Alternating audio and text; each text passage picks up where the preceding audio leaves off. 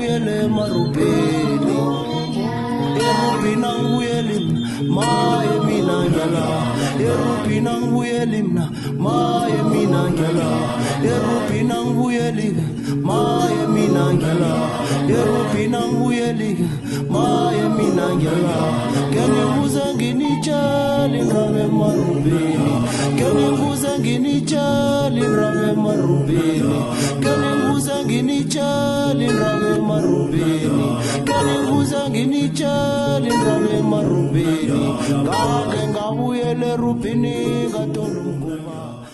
Siyanimema equdeni likaSibongile. Siyanamukela emagwabeni kaSifiso. Bakwethu Lotshani ngulungile Mabheno okhulumako.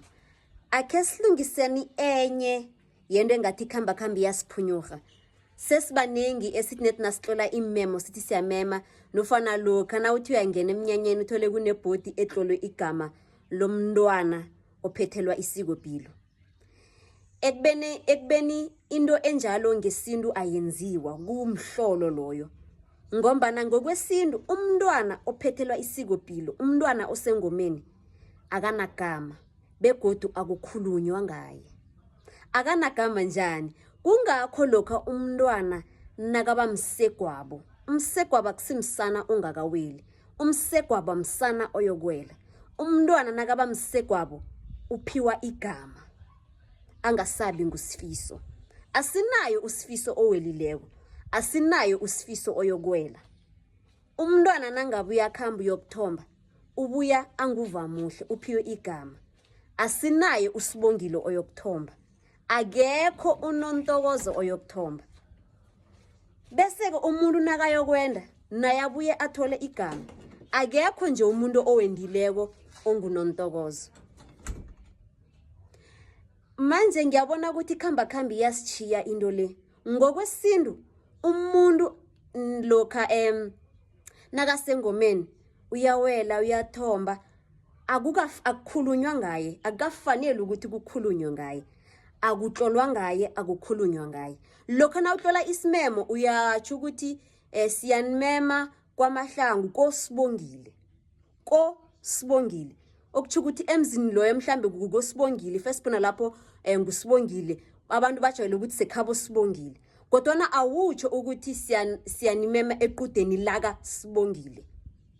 Awukwazi ukutshela abantu ukuthi uSibongile unequde. Nengo ozokuse ukuthi usihlathulule khona. Futhi khona into ofuna usitshela yona wena. Siyanamukele emahlubulweni. Iyabona ukuthi into le ngendlela iyimbi ngakhona nize nibhale nitlole kumbi emabhodini enu. Amahlubula sithoma ukwabona ngana amahlubulo. Nawuzokuthi siyanamukela emahlubulweni kaLindo Kuhle. Uhlubula ini? Yini ayihlubulako le? Wayimbatha nini? Yabona ukuthi izinengi into kose ukuthi nisihlathulele zona ngombana nenza imphambo. Akekho nje uLindo Kuhle nomhlubulo. Akekho uNontokozo onomhlubulo. Umntwana akabi nomhlubulo. Umhlubulo ukwamabhena. And angazi because yabona into ezendeze sikhuwa zamadeko. Evane nizijamele ukuthi nasenikhalima ukuthi into le yimbi. Ideko yimbi na uyifaka esintwini. Amahahla weni ona isintu bese niyijamele. Qala-ke nje amadeko weni la anenza ukuthi nenza imphambo nilimaze izinto zesintu. Nifuna ukutshela abantu ukuthi kuthomba bobani. Nifuna ukutshela abantu ukuthi kugwaba bobani. Nifuna ukutshela abantu ukuthi kuwela bobani. Ngokwesintu thina sazi ukuthi umntwana ophethelwa isikopilo akukhulunywa ngaye. Umntwana osengomeni akuphathwa ngaye. Kumhlolo ukuthi nicoce ngaye. Kumhlolo ukuthi nitlole ngaye phasi.